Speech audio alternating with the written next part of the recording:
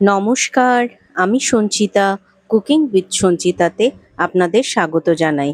আজকে ডিমের যে রেসিপিটা আপনাদের সাথে শেয়ার করব, দুপুরে ভাতের সাথে ভালো তো লাগবেই, রাত্রে রুটি পরোটার সাথেও এটা লাগবে দুর্দান্ত। বড়রা তো খাবেই, ছোটদের কাছে হবে ভীষণ আকর্ষণীয়। তো চলুন দেখে নিই আজকের সহজ সরল একটা ডিমের রেসিপি, কিন্তু হবে ভীষণ আকর্ষণীয়। প্রথমেই চলে আসছি রেসিপিতে। কড়াইয়ের মধ্যে দিয়ে দিলাম হাফ চামচ গোটা জিরে, হাফ চামচ গোটা ধনে, 1 চামচ সাদা সর্ষে, হাফ ইঞ্চি পরিমাণ আদা, আর যে অনুযায়ী ঝাল খাবেন সেই অনুযায়ী লঙ্কা এখানে অ্যাড করলাম।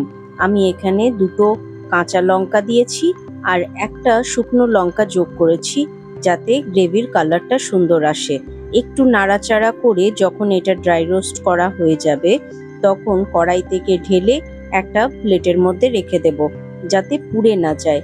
দেখুন, একটা প্লেটে ট্রান্সফার করে দিলাম। এটা একটু ঠান্ডা হলে তারপর পেস্ট তৈরি করব। প্রথমেই ড্রাই রোস্ট করার মশলাটা রেডি করে নিলাম। এরপর ওই কড়াইয়ের মধ্যেই দিয়ে দিলাম আরও 2 চামচ পরিমাণ সর্ষের তেল। তেলে দিলাম সামান্য একটু হলুদ আর সামান্য একটু লবণ। এরপর সেদ্ধ করে মাঝে মাঝে চিড়ে রেখেছিলাম যে ডিমটা, সেই ডিমটা এখানে অ্যাড করে খুব ভালো করে হালকা কালার আসা পর্যন্ত ভেজে নেব। লো টু মিডিয়াম হিটে ভালো করে ডিমগুলো যতক্ষণে ভাজছি, ততক্ষণে দেখুন এদিকে মশলাটা তৈরি করে নিচ্ছি। যেহেতু সর্ষে ছিল, তাই সামান্য একটু লবণ দিয়ে ভালো মিহি একটা পেস্ট আমি তৈরি করে নিলাম। ব্যাস, মশলা আমাদের রেডি। এদিকে দেখুন ডিমগুলোও সুন্দর করে ভাজা হয়ে গেছে। ডিমগুলো ভাজা হয়ে যেতে একটা প্লেটের মধ্যে আমি ডিমগুলো তুলে রাখবো। ডিম ভাজা শেষ। এরপর চলে আসছি পরের স্টেপে। রাতে রুটির সাথে এই ধরনের ডিমের কারি খেতে সবচেয়ে বেশি ভালো লাগে। একবার হলেও ট্রাই করবেন, ভীষণ ভালো লাগবে। দেখুন, অবশিষ্ট তেলে আমি ফোড়নে দিলাম কালো জিরে, সামান্য একটু রাঁধুনি, আর দিলাম সামান্য একটু হিং। ব্যাস, এরপর থেতো করা 4-5 কোয়া রসুন দিয়ে ভালোভাবে নাড়িয়ে চাড়িয়ে ততক্ষণ ভাজবো যতক্ষণ না সুন্দর একটা ফোড়নের ফ্লেভার আসছে। রসুনটা একটু ভাজা হয়ে গেলেই এরপর 2টো মিডিয়াম সাইজের একদম স্লাইস করে কেটে রাখা পেঁয়াজ তেলের মধ্যে অ্যাড করে খুব ভালো করে ভেজে নেব, যতক্ষণ না এর কালারটা চেঞ্জ হয়ে যাচ্ছে। পেঁয়াজটা খুব ভালো করে ভাজা হয়ে গেলে এই পেঁয়াজের মধ্যে অ্যাড করে দেব যে মশলাটা আমরা রেডি করে রেখেছিলাম। ধনে, জিরে, সর্ষে, আদা, কাঁচা লঙ্কা আর শুকনো লঙ্কা দিয়ে যে মশলাটা রেডি করেছি, সেইটা এখানে অ্যাড করে দিলাম। এরপর মশলাটাকে খুব ভালো করে কষিয়ে নিতে হবে, যতক্ষণ না মশলা থেকে সুন্দরভাবে তেল ছেড়ে যাচ্ছে। ঢাকা দিয়ে আমি 3 থেকে 4 মিনিট মশলাটা কষিয়ে নেব। তার আগে কিছু বেসিক গুঁড়ো মশলা এখানে যোগ করে দিচ্ছি।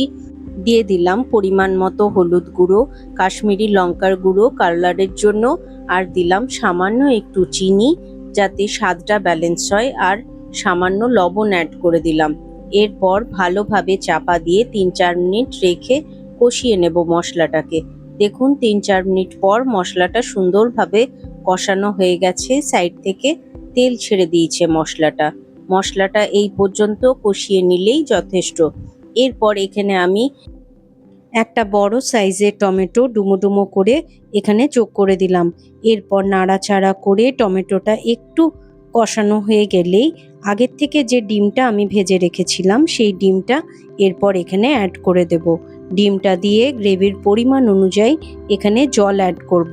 জলটা অ্যাড করে 4 থেকে 5 মিনিট লো টু মিডিয়াম হিটে রান্না করে নিলেই একদম রেডি আমাদের এই ডিমের কারি।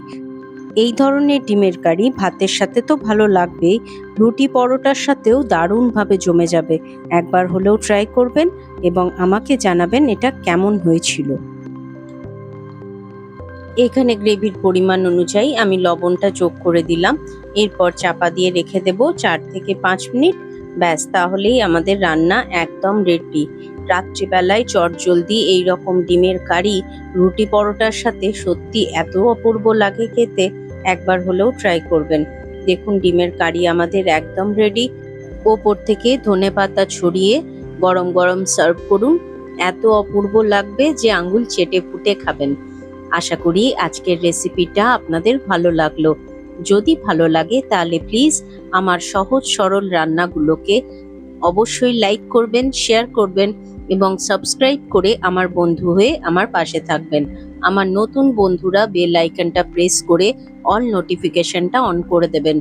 তাহলে যখনই আমি ভিডিও দেব আপনাদের কাছে নোটিফিকেশন চলে আসবে। আপনারা সবাই ভালো থাকবেন, সুস্থ থাকবেন এবং আনন্দে থাকবেন। দেখা হবে নিত্য নতুন রেসিপি নিয়ে পরের ভিডিওতে। আজকের মতো তাহলে এখানেই বিদায় নিলাম। টাটা।